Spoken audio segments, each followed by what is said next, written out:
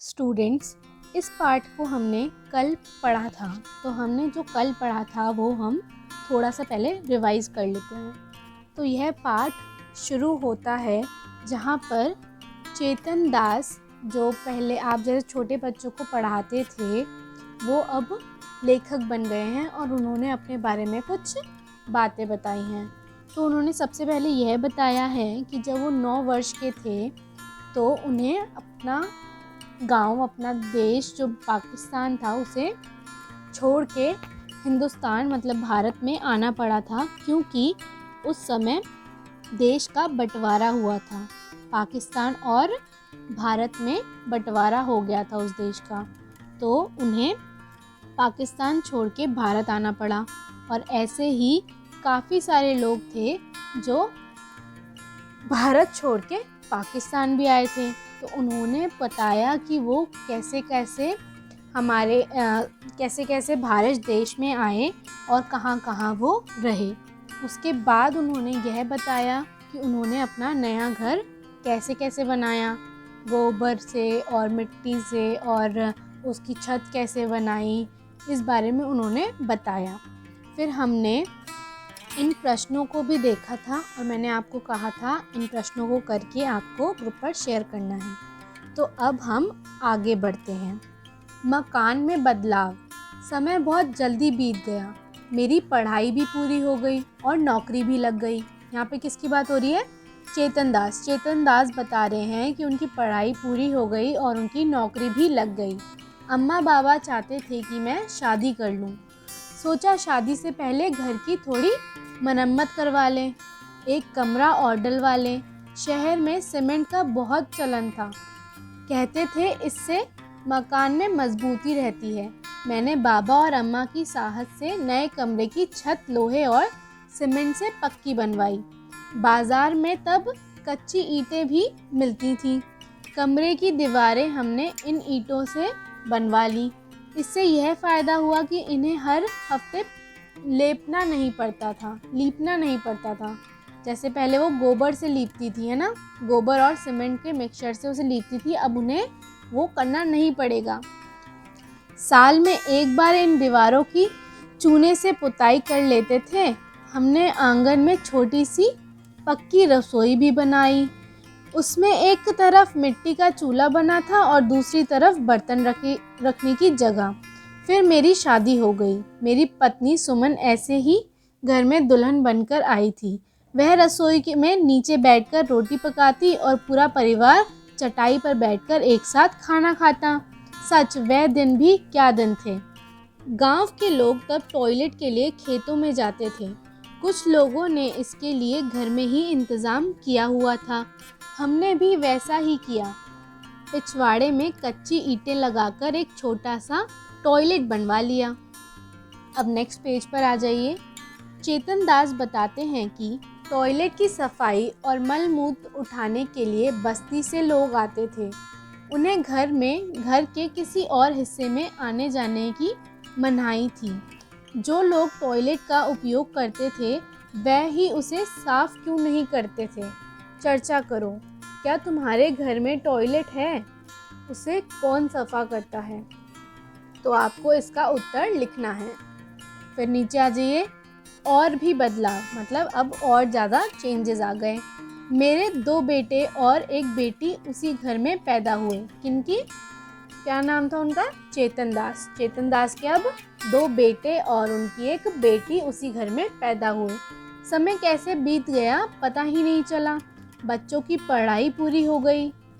15 साल पहले हमने बेटी सिम्मी की शादी पलवल में कर दी। जब राजू की शादी की बात चली तो सभी को लगा कि नई दुल्हन के आने से पहले पूरे घर को पक्का कर लें।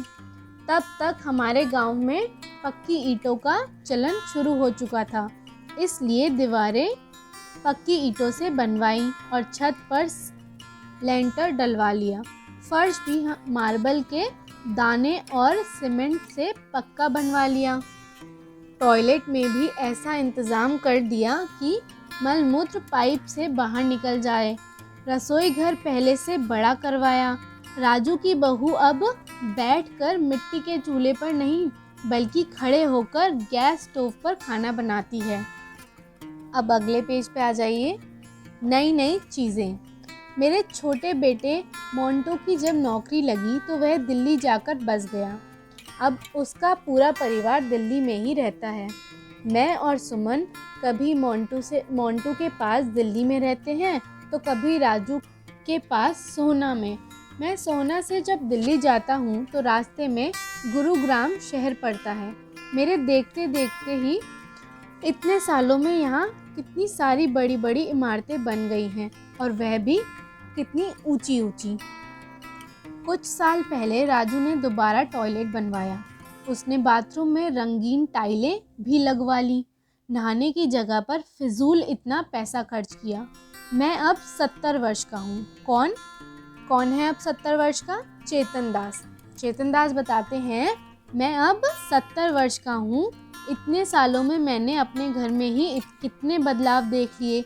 पता नहीं मेरे पोते पोती बड़े होकर कहाँ रहना चाहेंगे और कैसे होंगे उनके घर। पता नहीं डेरा गाजी खाना में अब कैसे मकान होंगे। मेरे सभी दोस्त भी कहाँ कहाँ होंगे। फिर आपको कुछ प्रश्न दिए हैं तो मैं इन प्रश्नों को आपको समझाऊंगी, पढ़कर बताऊंगी और आपको इनके उत्तर लिखकर ग्रुप पर शेयर करने हैं। तो पहला प्रश्न है, तुम्हारा अपना मकान किन किन चीज़ों से बना है? पता करो तुम्हारे दोस्त का मकान किन किन चीज़ों से बना है। दोनों में कोई अंतर है तो लिखो। तुम्हारे अनुसार चेतन दास जी के पोता पोती बड़े होकर कैसे मकान में रहेंगे? अब हम नेक्स्ट पेज पे आ जाते हैं। तुम बड़े होकर कहाँ और कैसे मकान में रहना पसंद करोगे? तुमने अपने दादा दादी या उनकी उम्र के किसी बड़े व्यक्ति के बचपन के समय मकान बनाने में इस्तेमाल हुए चीज़ें लिखी थीं। क्या उनमें से कुछ चीज़ें तुम्हारे घर बनाने में भी इस्तेमाल हुई हैं? कौन कौन सी? अब जो ये चित्र दिया हुआ है ये हमने प्रश्न कल की क्लास में किया था, तो मैं आपको यह प्रश्न नहीं समझा रही हूँ क्योंकि मैंने आपको यह कल समझा दिया था।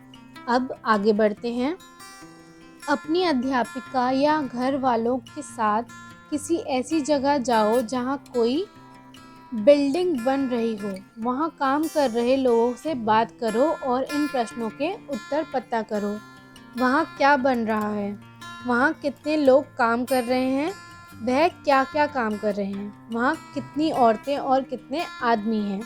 तो आप अभी यह वाला काम नहीं करेंगे क्योंकि आपको इसे बाहर जाके करना पड़ेगा, है ना? तो आप ये वाला काम नहीं करेंगे और आगे बढ़ते हैं। अब इसके नेक्स्ट पेज पर भी वही प्रश्न कंटिन्यू हो रहा है तो हम उसे नहीं करेंगे। अब हम आगे बढ़ते हैं और ये लास्ट क्वेश्चन देखते हैं। 8 सालों में चेतन दास का मकान बनाने में जिन जिन चीज़ों का इस्तेमाल हुआ उन्हें सही क्रम में लिखो। यहाँ पर 4 मकान दिए गए हैं। तो चेतन दास के घर में पहले मकान में क्या क्या सामान यूज़ हुआ, फिर दूसरे मकान में क्या यूज़ हुआ और तीसरे मकान में क्या हुआ और चौथे में क्या क्या इस्तेमाल हुआ, वो आपको बताना है। आप सभी इस पाठ को अपने आप पूरा पढ़िए और सारे प्रश्नों के उत्तर लिखिए। बस उस एक्टिविटी को छोड़ दीजिए जो मैंने आपको बोला है, क्योंकि वो आप घर बैठे बैठे नहीं कर सकते, आपको उसके लिए बाहर जाना पड़ेगा, है ना? तो आप उसे छोड़ देंगे और बाकी सारे काम को पूरा करके जल्द से जल्द ग्रुप पर शेयर करेंगे।